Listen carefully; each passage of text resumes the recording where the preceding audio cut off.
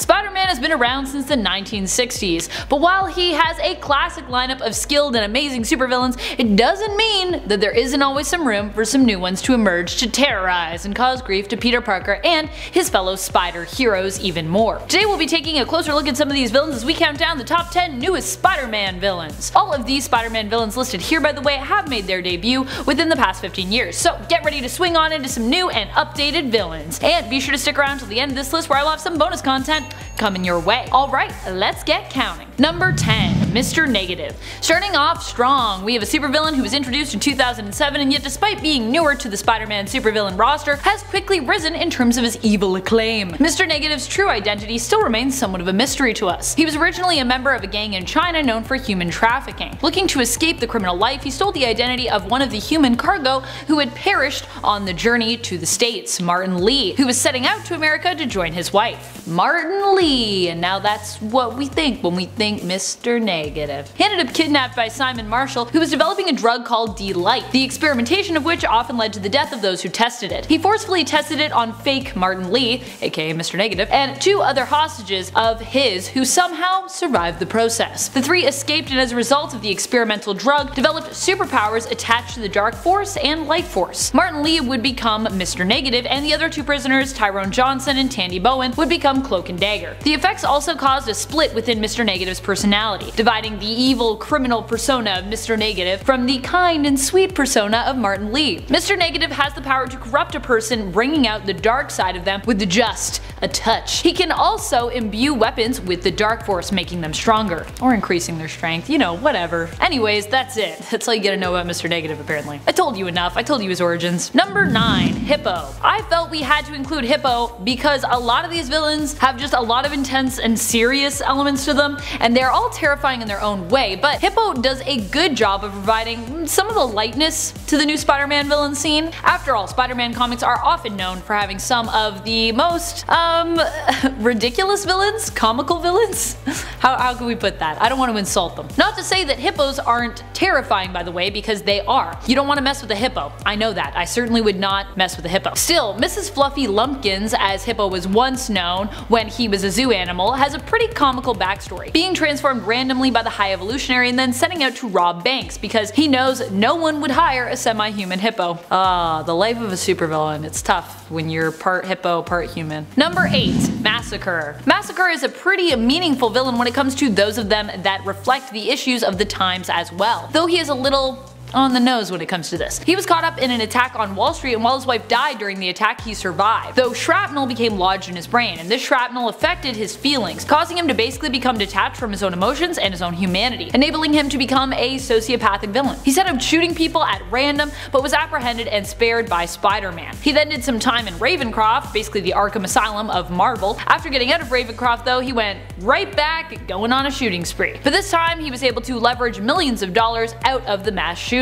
During this attack though, he was confronted by Superior Spider-Man, aka Otto Octavius, who was in Spider-Man's body. Otto shot him and this allowed Massacre to feel fear again for the first time, which he reveled in before he basically died. But he might not be dead, so it's fine. Number 7. The Inheritors. Not everyone is a huge fan of these energy vampires, but they play an integral role in the Spider-Verse story arc. In both of the Spider-Verse story arcs, to be honest, Spider-Verse and Spider-Geddon. The family of vampires who feed off of spider totems and any other animal-based totems were an extension of the original villain, Morlun. Morlun first appeared in the Spider-Man comics in 2001, and it wasn't until 2014 that we would meet the rest of his family, the Inheritors. These energy vampires threaten the existence of the entire Spider-Verse on more than one occasion. Picard himself, who was part of the Inheritor family, would end up defecting, becoming the Master Weaver. In the end, when the Inheritors ended up cloned and returned due to the error of Superior Spider-Man, the head of the family, Solus, and the rest of the Inheritors ended up defeated at the hands of an Enigma Force-powered Miles Morales armed with the Sword Vigor. And it was discovered that Solus was actually behind all the endless hunger that all of his family felt. Because of this, the Spider Army decided to bring back the Inheritors once more, with each of their consciousness transferred into a baby clone of each of them. Free from the hunger that made them evil, they were then all adopted by Spider-Man. Ah, cutest little baby villains ever. We'll see if they grow up to be evil, but I doubt it. They're pretty cute. Number 6. Regent. Regent was also known as Augustus Roman. What a name, by the way, Augustus Roman. He was the man behind a prison known as the Cellar on Rikers Island, which housed some of the most dangerous criminals. Rikers Island itself is known for prisons of this sort. The difference with this one was that Roman was actually using the prison as a means of creating his own superpowered suit to go after the Avengers with. He was mistreating the prisoners, using them for their powers, which he was then able to utilize within his own suit. Roman was obsessed with controlling and containing the superpowered abilities of all superhumans, which he also aimed to do with the Avengers. This had a lot to do with his own backstory. He's got some feelings about superhumans, let me just say. During his fight with the team, we got to see him take on not just Spider-Man, but we also saw MJ join the fight as well, donning the Iron Spider suit. I love when writers let MJ get involved in some of the action. Regent proved to be a challenging foe for the Avenger team,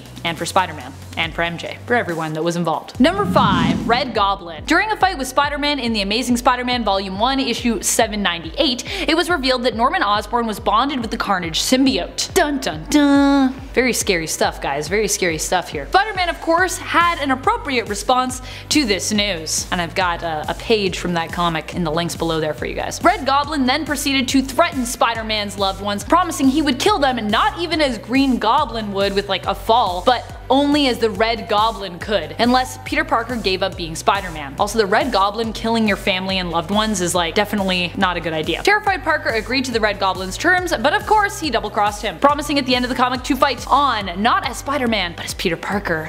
Gasp. Red Goblin would then chase after his own family, his son Harry, his daughter-in-law Liz, and his 2 grandchildren, Normie and Stanley. He was accosted during the ongoings of this family affair by Human Torch, Clash, Silk, and Peter Parker, and later Anti-Venom. But due to the combined powers of the Goblin formula and the Carnage symbiote, he was pretty much able to easily defeat those guys, because that's just how terrifying and powerful Red Goblin is. Not to mention, he's also one of the most ruthless and diabolical villains that Parker has pretty much ever come up against. So yeah, don't mess with Red Goblin. He will mess you up. You don't even know.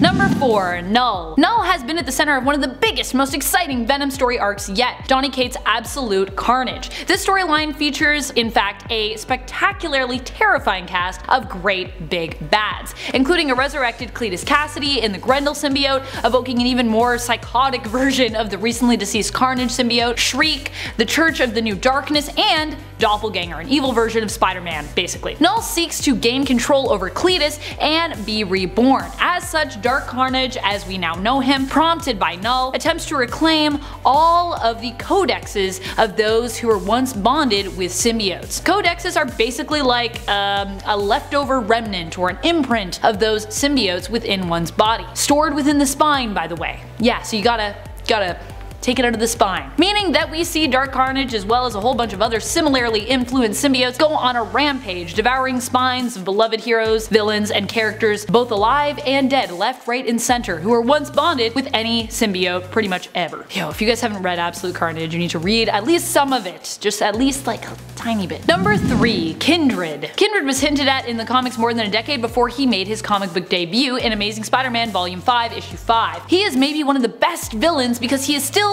so shrouded in mystery. We don't know a lot about him. In fact, I'm not even sure if he is a he. Could end up being a she. We don't really know. This villain can control and create centipedes and is a demon spawn. In life, he was someone who was close to Peter Parker, hence his codename Kindred. Kindred spirit, get it? He affectionately has referred to Peter as Pete. All we know so far is that he's out for blood when it comes to Norman Osborn, and also has a grudge against Pete for some reason as well. He was also powerful and terrifying enough to have had Mysterio pledge loyalty to him. So you know, like kind of a bigger bad than Mysterio. Mysterio's pretty big bad, pretty big. Number 2, Dr. Octopus. Well, Dr. Octopus is one of the oldest and most iconic Spider-Man villains around. I know y'all were about to be like, but wait, Dr. Octopus, he came out in issue 3. Though Chameleon actually was first, came out in issue 1, there was an amazing alternate version of him that needs to be acknowledged. In Into the Spider-Verse, we got to meet a female version of Doc Ock known as Olivia Octavius. So why do we love her? Well, because she is terrifying, brilliant, has a great character design and is voiced by Kathryn Hahn. And